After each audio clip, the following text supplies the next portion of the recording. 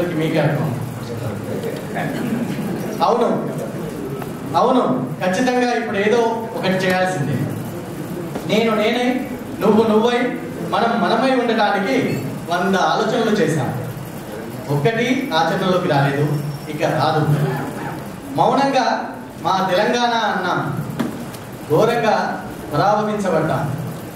శాంతియుతంగా తెలంగాణ కావాల్సిందే అన్నాం, అశాంతితో అట్టడుగు కూరుకుపోయాం. నిరాహార దీక్షలు, ఆత్మహత్యలు, ధర్నాలు, రాస్తా రోకోలు, ధూమ్ధాంలతో సకల జనులు ఏకమై మమేకమైన ఏ తీర్పు లేదు. రాజీనామాలు, మళ్ళీ ఎన్నికలు, మళ్ళీ మళ్ళీ విజయోత్సవాల ప్రజా తీర్పులే గాని ప్రయోజనకరమైన ఏ మార్పు లేదు.